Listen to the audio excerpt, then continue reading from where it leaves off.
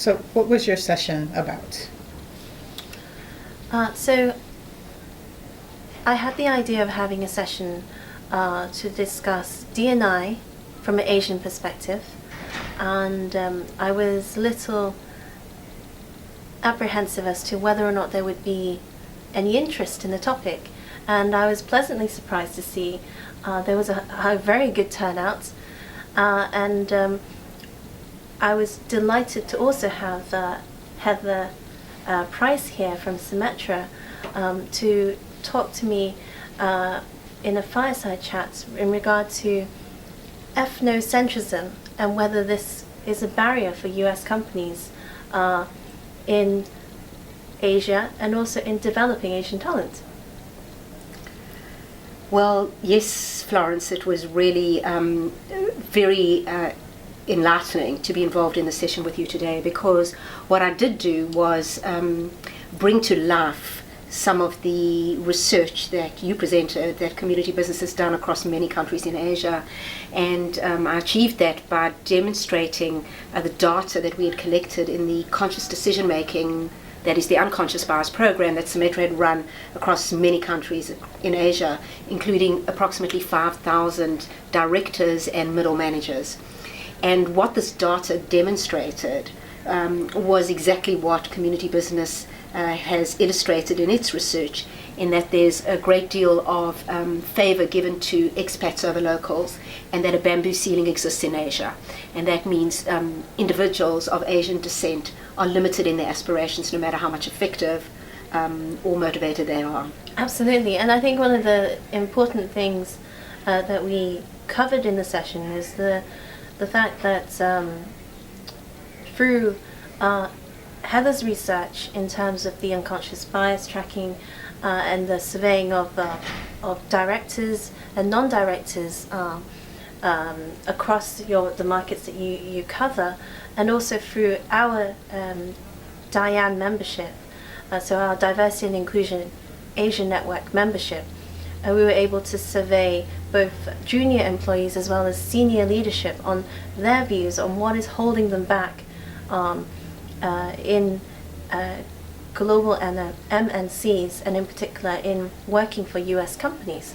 And we both were able to come to the similar conclusion that there is a definite bias towards the Western perspective, towards the Western way of appraising talent, of recruiting talent, and in terms of the way of doing business and so forth. And I think that is one of the things that the audience, I think, were very surprised about.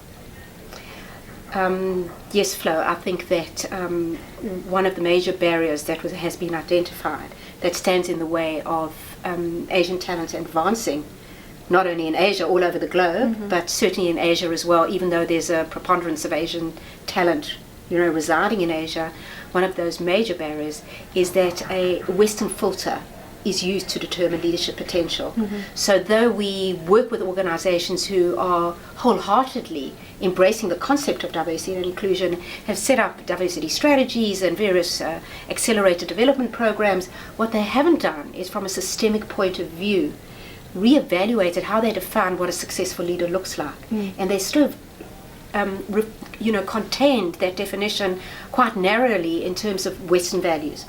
And so if an individual who is Asian is hardworking, extremely loyal, very effective and very smart, they are deemed unsuitable for leadership simply because they don't demonstrate those Western attributes of being very assertive and outgoing and tooting their own horn and being self-promoting. Absolutely.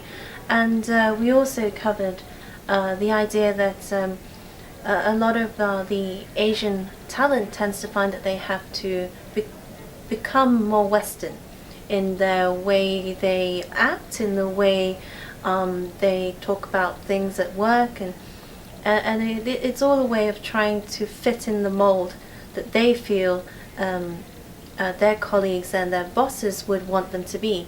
And a good example is from a piece of our research at Community Business, which is developing Asian talent. was that we surveyed some Indian senior leadership, and they said that often they would be criticized for wearing Indian traditional clothing over a Western suit and tie, and they find that this isn't inclusive to their culture. They don't feel valued. And to make a point, I wore a qipao, a cheongsam today, because I think it's important, and especially now that the tide is turning, where the Asian markets, Asian talent are on the rise and becoming more and more empowered and more important in this globalized community that we live in, that we should be able to embrace and celebrate who we are, and wear our traditional dress for us is actually smart and what we should be wearing in the boardroom, wherever we are. And I think, one of the points that you made really hit home today with our audience. Most of the people sitting in the room were either representing Western or US-based multinationals operating across Asia, or even US-based companies who have many Asian immigrants who are trying to integrate successfully in their company. And I think what was of great concern to them was that once we had demonstrated how the ethnocentrism plays out and the barrier that it's placing for the advancement of Asians, they became aware of the huge risk of a brain drain, of many of these talented Asians jumping ship after many years of training in those organizations, because they see a ceiling to their advancement and are joining rival companies, local companies, and in fact the community business research demonstrates clearly that they don't perceive that there's opportunity for them to reach leadership levels, and that's why they leave. Absolutely. So in another piece of research, we surveyed students that were soon to be graduating, and on their views on what is their opinion of local companies versus MMCs, and they found that the pay may be good, there may be good training and development opportunities, even the possibility of overseas assignments, but what they see as hindering their choice for choosing an MNC would be the fact that there is the lack of leadership potential. There is surprisingly the Chinese, Hong Kong and Indian student populations all said that there would be a very bad work-life balance, which would affect their choice, and also the fact that they don't feel that they are being included, that they are not being valued. I think that's another thing to think about.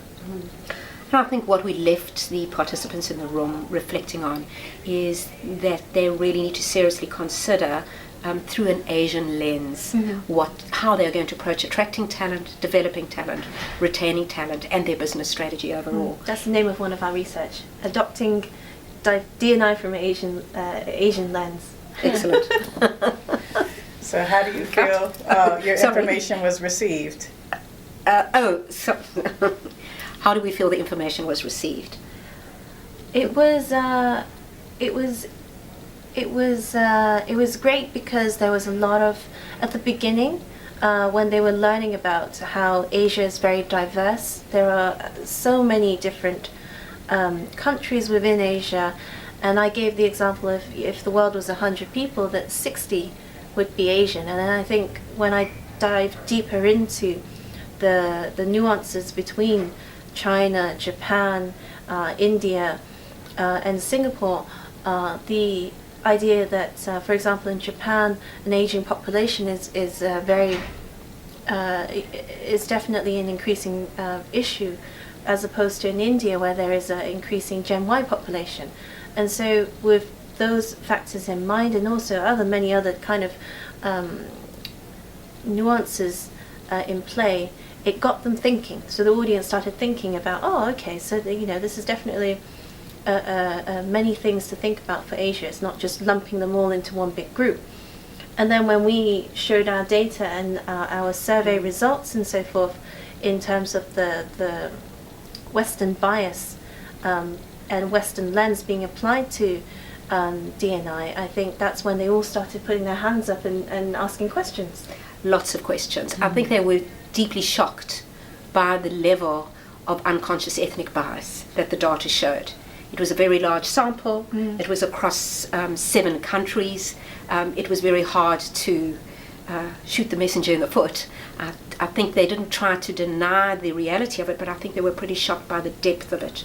But then we were talking to an educated audience of D&I practitioners who, after all, are the champions in this field. And so they were very ready to embrace it and engage with it. And I think the conclusion that they reached was understanding that raising awareness of this bias is not going to be enough with their leaders. It's about equipping their leaders with the interpersonal skills to counteract this bias, and ensuring, most importantly, that they put systemic checks and balances in place if they're going to counteract this ethnic bias, else they will never be able to break through that bamboo ceiling. Absolutely, and also the idea that people that within Asia there are many different nationalities, cultures, religions, races involved, and they all interlink and interconnect differently depending on the country. For example, Singapore, the Chinese would be very different to Taiwanese Chinese, as would Malay Indians as opposed to Sri Lankan Indians. There are so many different ethnic groups within each country that it's something to think about. And when you have an ERG, which is just an Asia ERG, well, how realistic are you in getting data that is representative and useful to your company?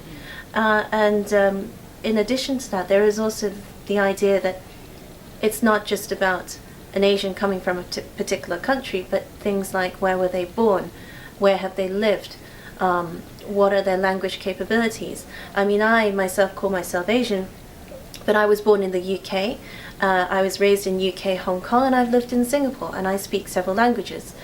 That additional information is invaluable to a company, and I think that was also one of the key takeaways for them.